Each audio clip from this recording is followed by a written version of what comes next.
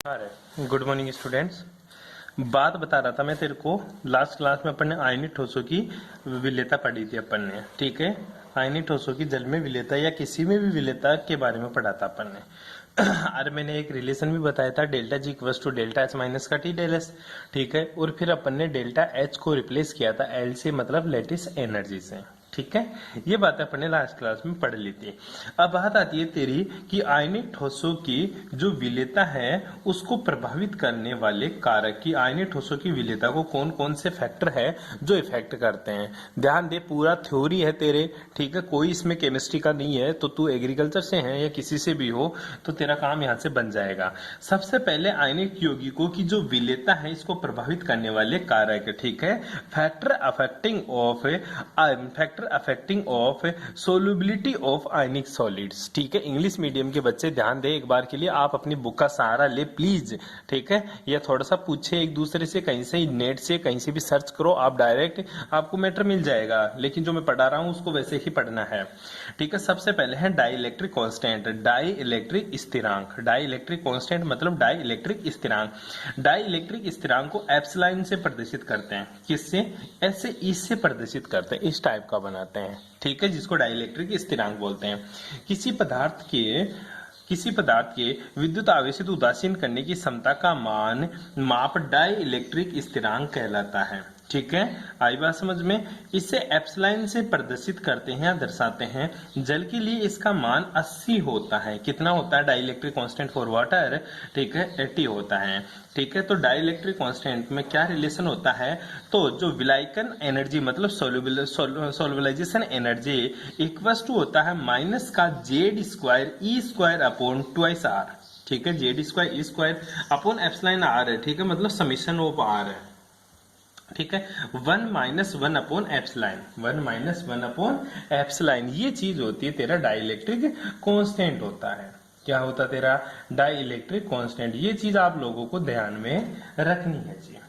उसके बाद में देखिएगा सूत्र से स्पष्ट है कि डाइलेक्ट्रिक कांस्टेंट का मान बढ़ने पर विलायकन ऊर्जा का मान बढ़ता है। अगर एप्सिलॉन का मान बढ़ेगा तो तेरी जो सोल्युबलाइजेशन एनर्जी है इसका मान भी क्या होता है सर?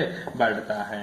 किसका मान बढ़ेगा? अगर ऊर्जा एप्सिलॉन का मान बढ़ेगा तो मेरी सोल्युबलाइजेशन एनर्जी का मान भी बढ़ जाएगा। ये बात आप लोगों को ध्यान में रखनी है जी। आगे देख एक बार, इसका पूरा ढंग से बताता हूँ जो फैक्टर अफेक्टिंग है, ढंग से बना के। क्या है तेरी सोल्युबलाइजेशन एनर्जी? ठीक है, फॉर्मूला आता है भाई साहब एक है सोल्युबलाइजेशन एनर्जी, ठीक है, या हाइड्रेशन एनर्जी किसके बराबर होती है? सोल्युबलाइजेशन एनर्जी जिसको एचएस से प्रदर्शित करते हैं, इसका फॉर्मूला होता है Z square E square upon twice R, और कोष्टक में होता है 1 - 1 अपॉन एप्सिलॉन। जहां पे जो एप्सिलॉन है तेरा, ठीक है, इसको बोलते हैं डाई इलेक्ट्रिक कांस्टेंट। क्या बोलेगा इसको? डाई इलेक्ट्रिक स्थिरांक, ठीक है। ये किसको इफेक्ट करता है? सोल्युबलाइजेशन एनर्जी को। अब सोच तू ही, अगर इसका मान बढ़ाऊंगा, एप्सिलॉन का मान बढ़ाऊंगा तो क्या होगा सर? ये वैल्यू घटेगी, ये वैल्यू घटेगी तो कुछ कम घटेगा। देख, एक का मतलब है गुरुजी ये पूरी चीज इसमें से घटेगी। अगर इसका मान बढ़ेगा तो इस पूरी वैल्यू का मान क्या हो जाएगा? घट जाएगा। घटेगा तो एक में से कम घटेगा, और एक में से कम घटेगा तो इसका मान बढ़ जाता है। इसको बोलते हैं अपन डाई इलेक्ट्रिक कांस्टेंट, ठीक है जी। आगे देख, सेकंड है तेरा आयनिक आकार, ठीक है। आयनिक आकार का मतलब होता है साइज ऑफ आयंस, ठीक है। तो आयनिक आकार किस तरह से आयनिक सोल्युबिलिटी को इफेक्ट करती है वो भी तू देख ले, ठीक है, ध्यान देखना। आयनिक आकार का मतलब क्या होता है? जब किसी आयनिक यौगिक की विलायक से विलेयता जालक ऊर्जा एवं विलायकन ऊर्जा पर निर्भर करती है। पता ही भी है तेरे को, मैंने पहले बताया था। अगर लेटिस एनर्जी और तेरी सोल्युबलाइजेशन एनर्जी या फिर तेरी हाइड्रेशन एनर्जी, अगर हाइड्रेशन एनर्जी का मान ज्यादा है, सोल्युबलाइजेशन उसे जालक मतलब लेटिस एनर्जी का मान कम है, तो वो चीज उसमें सोल्यूबल है तेरी, ठीक है। अगर हाइड्रेशन एनर्जी का मान कम है और लेटिस एनर्जी का मान ज्यादा है तो वो चीज उसमें सोल्यूबल नहीं होती। तो ध्यान देना, इस पर निर्भर करती है। लेटिस एनर्जी का मान बढ़ने पर विलेयता घटती है, ठीक है, मतलब मैंने तेरे को बताया अगर लेटिस एनर्जी का मान ज्यादा है, हाइड्रोजन एनर्जी का मान कम है तो सोल्युबिलिटी घटेगी। अगर लेटिस एनर्जी का मान ज्यादा है मतलब जालक ऊर्जा का मान ज्यादा है और उसका जालक ऊर्जा का मान कम है, हाइड्रोजन एनर्जी का मान ज्यादा है तो उसकी सोल्युबिलिटी घट जाती है। जबकि विलायकन ऊर्जा का मान बढ़ने पर विलेयता क्या होती है, बढ़ती है। ये दोनों ऊर्जा धनायन व ऋणायन के आकार के व्युत्क्रमानुपाती होती है। तो क्या कैसे दिखाएंगे इसको दिखाएंगे बेटा mu is inversely proportional to 1/r। किससे दिखाएगा तो इसको mu is inversely proportional to sir 1/r से दिखाएगा। दिखा रखा है mu is inversely proportional to 1/r। ठीक है, म्यू इक्वल्स टू, अब r क्या है धनायन और ऋणायन की त्रिज्या, तो r plus plus r minus लिख दिया इसने। क्या लिख दिया, r plus plus r minus. मतलब कैसे लिखा सर इसने इस तरह से लिखा, ध्यान दे एक बार के लिए। जो लेटिस एनर्जी है u, ठीक है, ये क्या है u जालक ऊर्जा इनवर्सली प्रोपोर्शनल टू 1/r और u is inversely proportional to 1/r plus plus r minus. मतलब धनायन की त्रिज्या बटा प्लस ऋणायन की त्रिज्या। और जो l है इसको अपन दिखा सकते हैं किससे बेटा, इसको दिखा सकते हैं सर लेटिस एनर्जी से, l से। मतलब लेटिस एनर्जी से दिखाएं तो L इज डायरेक्टली प्रोपोर्शनल हो जाएगा mu upon r plus plus 1/r minus. ये ध्यान रखना तेरे को। बैठ गई बात समझ में, ये चीज इसने लिखाई। अब बताया कि धनायन का आकार ऋणायन के आकार की तुलना में बहुत ही छोटा होता है, क्योंकि बेटा तेरे को पता है धनायन के ऊपर धनात्मक चार्ज होता है, पॉजिटिव चार्ज होता है, जिसकी वजह से उसका साइज छोटा होता है, और ऋणायन के ऊपर नेगेटिव चार्ज होता है जिसकी वजह से उसका साइज बड़ा होता है। बस ये बात आपको ध्यान में रखनी है। तो धनायन का आकार छोटा है तो r प्लस को क्या मान सकता है तू, नगण्य मान सकता है। किसको नगण्य मान सकता है, धनायन की जो त्रिज्या है उसके ऊपर निर्भर करेगा। कैसे देख सकता है तू एक बार के लिए, ये चीज खत्म होली तेरी। हाँ, ये चीज मैंने पढ़ा दिया तेरे को धनायन की त्रिज्या के बारे में। अब दूसरी जो बात है वो देख एक बार छोटी सी।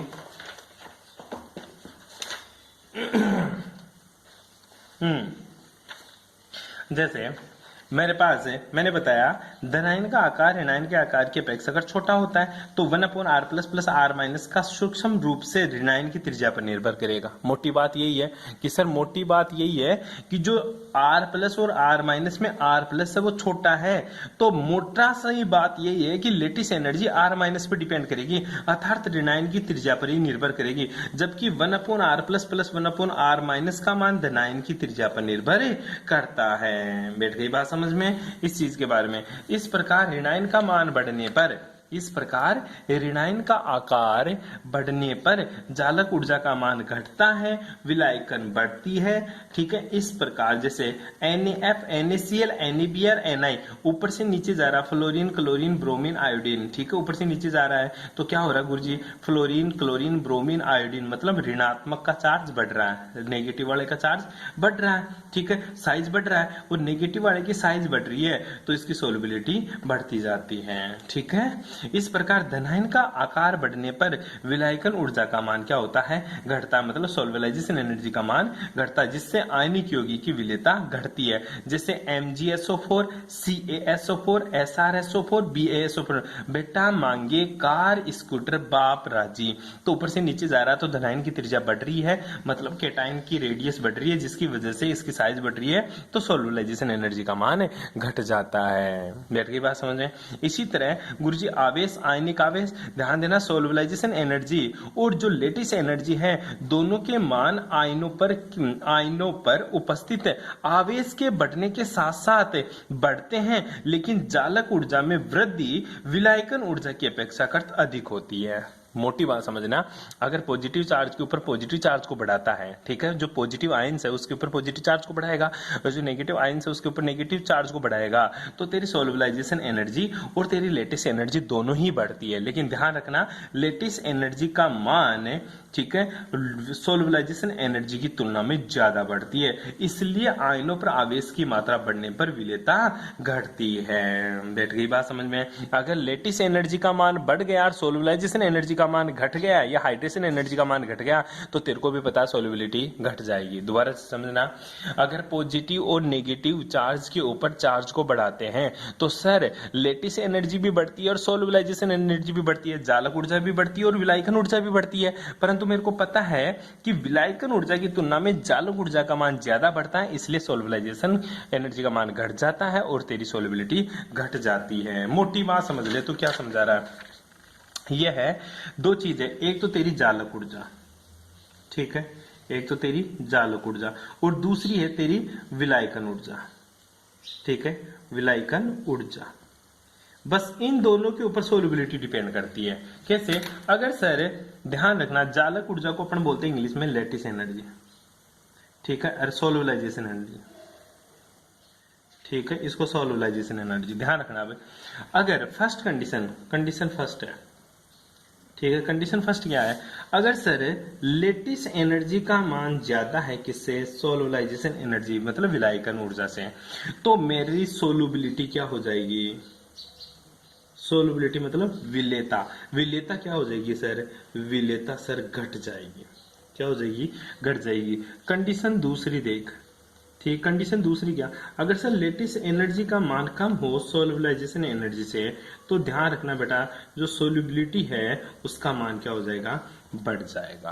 क्या हो जाएगा? उसका मान बढ़ जाएगा। अब बात आती है सर सोल्युबलाइजेशन एनर्जी बढ़ानी है तो क्या क्या करना पड़ेगा मेरे को? ध्यान रखना ये चीज। कौन कौन से फैक्टर पढ़े अपन ने? पहला जो फैक्टर पढ़ा बेटा वो तूने पढ़ा डाई इलेक्ट्रिक कांस्टेंट। किसका मान है? Dielectric constant. और डाई इलेक्ट्रिक कांस्टेंट विलायकन ऊर्जा से अपन रिलेशन निकालते हैं। कैसे? क्योंकि सर मेरे को पता है सोल्युबलाइजेशन एनर्जी का फॉर्मूला, पहला पॉइंट पढ़ा रहा हूं मैं, ठीक है, फैक्टर में क्या था तेरा? डाई इलेक्ट्रिक कांस्टेंट, ठीक है, दोबारा से बता रहा हूं, डाई इलेक्ट्रिक स्थिरांक, ठीक है, स्थिरांक। अब डाई इलेक्ट्रिक स्थिरांक क्या होता है बेटा तेरा? एप्सिलॉन। क्या होता है? एप्सिलॉन। और फॉर्मूला होता है तेरा सोल्युबलाइजेशन एनर्जी किसके बराबर होता है? Z square E square upon twice R 1 minus 1 upon epsilon, जहां पे एप्सिलॉन डाई इलेक्ट्रिक स्थिरांक है। अगर एप्सिलॉन का मान बढ़ाता है तो बेटा तेरी सोल्युबलाइजेशन एनर्जी का मान बढ़ता है, ठीक है। अगर एप्सिलॉन का मान बढ़ाता हूं तो मेरी जो सोल्युबलाइजेशन एनर्जी है इसका मान बढ़ता है। अगर सोल्युबलाइजेशन एनर्जी का मान बढ़ेगा तो लेटिस एनर्जी का मान घटेगा, तो तेरी सोल्युबिलिटी बढ़ जाएगी। तो क्या रिलेशन आया? अगर सर तू एप्सिलॉन का मान बढ़ाता है तो सोल्युबलाइजेशन एनर्जी बढ़ती है और जो मेरी लेटिस एनर्जी है उसका मान क्या होता है? घटता है और मेरी सोल्युबिलिटी बढ़ती है। क्या बढ़ती है बेटा? सोल्युबिलिटी। बस ये रामायण महाभारत इस थ्योरी में लिख दिया मैंने। बैठ गई बात समझ में? अरे बैठ गई, सिंपल सी बात। अब दूसरी चीज देखते हैं अपन, यू। यू क्या है? तेरी लेटिस एनर्जी। क्या है बेटा? तेरी लेटिस एनर्जी, ठीक है। यू क्या है? तेरी लेटिस एनर्जी। और एल क्या है? तेरी विलायकन ऊर्जा। अब ध्यान से देखना, दूसरी चीज जैसे दूसरा फैक्टर है मेरा किसका? साइज रे, आयनिक आकार मतलब आयनिक साइज, ठीक है, आयनिक साइज, ठीक है। अब आयनिक साइज, किसी भी आयन की साइज किसके ऊपर डिपेंड करती है बेटा? उसके धनायन और ऋणायन के ऊपर, ठीक है। तो आयनिक साइज, इसके ऊपर एक रिलेशन बताया उसने कि जो मेरी लेटिस एनर्जी है यू, ये डायरेक्टली प्रोपोर्शनल टू होती है 1/r, या बोल सकता हूं U inversely proportional to R. R क्या होती है सर? साइज। और आर को मैं लिख सकता हूं बेटा 1/r प्लस आर माइनस। क्या लिख सकता हूं? 1/r plus are minus. पर मेरे पास एक कंडीशन है, कंडीशन ये है कि गुरुजी जो r प्लस है ना, धनायन की जो रेडियस है ना, इसका मान बहुत कम होता है किसकी तुलना में? ऋणायन की तुलना में। किसकी तुलना में रे? ऋणायन की तुलना में। तो ध्यान रखना ये बात समझ में। तो सर u को मैं लिख सकता हूं is directly proportional to r minus. क्या लिख सकता हूं? r minus. अगर सर r माइनस की वैल्यू बढ़ती है तो लेटिस एनर्जी u का मान क्या होता है बेटा? घटता है। अगर u का मान मतलब लेटिस एनर्जी का मान घटता है, u क्या है तेरा? Lattice energy. अगर u का मान घटता है तो सर मेरे को पता है सोल्युबलाइजेशन एनर्जी का मान बढ़ेगा और मेरी सोल्युबिलिटी बढ़ जाएगी। क्या बढ़ जाएगी? तेरी सोल्युबिलिटी बढ़ जाएगी। बस ये मोटी मोटी बातें तेरे को तेरे शब्द में लिख सकता है तू, चाहे इंग्लिश में, इन चीजों को, ठीक है। ऐसे अपन को बातें करनी है। इसके बाद में आता है तेरा कौन सा, ठीक है, इसके ऊपर डिपेंड कर गया, ठीक है। ये बात मैंने तेरे को पढ़ा दिया, सिंपल सी बात थी, इसमें कोई खास बात नहीं है भाई, ठीक है। आगे की जो बात है वो देख थोड़ा सा, आगे की कौन सी बता दिया, जैसे NF, NaBr, NaCl। अब fluorine, chlorine, bromine, iodine, size बढ़ रही है, साइज बढ़ रही है, लेटिस एनर्जी घट रही है, लेटिस एनर्जी घट रही है, सोलुबलाइजेशन एनर्जी बढ़ रही है, सोलुबलाइजेशन एनर्जी बढ़ रही है, तो सोलुबिलिटी बढ़ रही है। यही तो अपन ने इस रिलेशन से पढ़ा, यही तो तूने इस रिलेशन से पढ़ा रहे। देख देख देख, R माइनस बढ़ा sir, fluorine, chlorine, bromine, iodine, मतलब R माइनस बढ़ रहा है, ठीक, लेटिस एनर्जी घट जाएगी, सोलुबलाइजेशन बढ़ जाएगा और सोलुबिलिटी बढ़ जाएगी। तो यही तो चिन्ह लगा रखा मैंने इधर, ठीक है, इधर से इधर जाएंगे तो सोलुबिलिटी बढ़ जाएगी, ठीक है, और धनायन की त्रिज्या बढ़ जाएगी तो सोलुबिलिटी घट जाएगी, ठीक है। बैठ गई बात समझ में? यहां तक अगर किसी को प्रॉब्लम है तो वो पूछ सकता है भाई। अब आता है तेरा आयनिक आवेश। आयनिक आवेश का मतलब क्या होता है? आयनिक चार्ज, ठीक है। अब बोल रहा है कि जो आयनिक आवेश या जो आयनिक चार्ज है उसके बारे में क्या बोल रहा है, विलायकन ऊर्जा और जालक ऊर्जा दोनों के मान आयनों पर उपस्थित आवेश के बढ़ने के साथ साथ बढ़ता है। मतलब क्या बोल दिया इसने कि सर जो तू बता रहा था ना, जो विलायकन ऊर्जा मतलब सोलबलाइजेशन एनर्जी और जो तेरी लेटिस एनर्जी है ना, इन दोनों का ही मान बढ़ता है। कब? जब सर किसी कंपाउंड्स के ऊपर मैं चार्ज बढ़ाता हूं, चाहे धनायन बढ़ा चाहे ऋणायन बढ़ा, चार्ज बढ़ेगा तो दोनों का मान बढ़ेगा। लेकिन इसमें कंडीशन है क्या कि गुरुजी चार्ज बढ़ाने पर लेटिस एनर्जी का मान ज्यादा बढ़ता है, किससे? सोलुबलाइजेशन एनर्जी से। तो बता सोलुबिलिटी क्या हो जाएगी? तो गुरुजी सोलुबिलिटी का मान घट जाएगा, मतलब विलेयता का मान क्या हो जाएगा? घट जाएगा, ठीक है। ये बात इसने पूरी इसी में बोली है। बैठ गई बात समझ में? आवेश के बारे में हो गई। अब धनायन का इलेक्ट्रॉनिक विन्यास क्या है? धनायन का इलेक्ट्रॉनिक विन्यास का सीधा सा मतलब है, ध्यान रखना बेटा एक चीज, धनायन का इलेक्ट्रॉनिक विन्यास मतलब इलेक्ट्रॉनिक कॉन्फ़िगरेशन ऑफ कैटायन, ठीक है। चौथा जो पॉइंट है तेरा, इलेक्ट्रॉनिक कॉन्फ़िगरेशन ऑफ कैटायन।